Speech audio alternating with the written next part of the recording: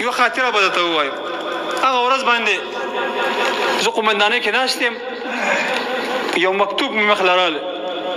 مکتوب کې یو مشر ملګری دی، هغه راته وایي دا امضا کړه. نو دلته خو د اکثره مکتوبونه دي دا پارسۍ، زه ډېر دقت پکې کوم. نو چې ما چې مکتوب ته وکته، مکتوب د منفقیو چې یو کس منفق شي. خو زما اصول دا دی چې تر څو چې مې هغه کس نه وي لیدلی منفق کوم یې نه، یو ځل یې راغواړم. نو ما هغه ملګري ته وویل چې دا کس چې منفق کېږي وجه څه ده؟ وایي غیر حاضري کړې، 20 ورځې غیر حاضر شوی، مال صحیح ده، خو که ته یې لږ راوغواړې.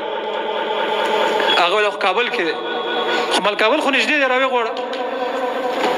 هلک چې وایي کرکرا به ورسره نه وي، دا مخامخ ملګری مې ناست دی. دته مې ویل ټلیفون ورته وکړه، ورته ووایي چې قومندان دې غواړي کرۍ بله درکړم، زما خوا ته راشه. چې مو ته ټلیفون وکړو، قسم 3-4 ساعته بعد چې کوم دی راغلی قومندانۍ ته، چې شکل ته مې له وکته، مجاهدین خو معلومیږي، کشر طالب دی او مجاهد دی. مال قاري صاحب ولې منفق کېږي دا نظام پرېږدي، څه چل دی؟ او دې ته جوړ شوی و. دا خبره یې کوله. هغه چا چې منفقي غوښته هغه دا خبره راته وکړه.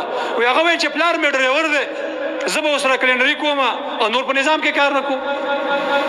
مطلب خو عجیبه خبره ده چې مجاهد دی او دا د ټولې کورنۍ سرپرست دی او دا اوس د نظام نه وځي. راوم وخته مخامخ چې مې ورسره خبره وکړه، بیا هغه وویل چې 2 وجې یادې کړې. یو ځای نه بل ځای ته تبدیلوي، که دلته پاتې شم نو ښه ده. او دویمه خبره دا وکړه، داسې مجاهدینو ته وایم، وایي چې زه په ژمي کې پیره نه شم کولی. مال پیره ولې نه شي کولی؟ وایي یخني چې شي بیا پیره نه شم کولی. مال قاري صاحب پیره ولې نه شي کولی؟ دا یوه موضوع خو صحیح ده، دا به نه کېږي، خو پیره خو ستا لپاره حق دی چې پیره وکړې. وایي حاجي صاحب په ژمي کې راته تکلیف وي د پیرې، زخمي یم، زخمونه مې درد کوي. مال کوم ځای زخمي شوی دی چې مې ولیده، دا پښې چې وې ډرون والې وې او دا پښې شلېدلې وې، بیا یې ګنډلې وې، دردونه یقیني وو.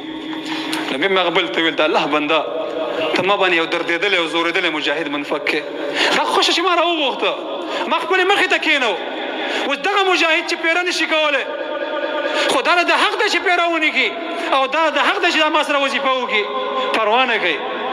نو بیا اوس هماغسې یو ګف ولګو. مال قاري صاحب ډوډۍ خو خوړی شي؟ نو هغه راته ویل چې و حاجي صاحب ډوډۍ خو نه خوړی شم. مال داسې کار کوه ډوډۍ خوره او کله د قومندانۍ کې ښکته ځه او کله پورته ځه، بیا راځه زما خواله، بیا ښکته ځه او بیا پورته ځه. ستا دا حق دی چې ته ما سره پاتې شي. ستاسو د وینو په برکت باندې خو موږ دا نظام ګټلی دی.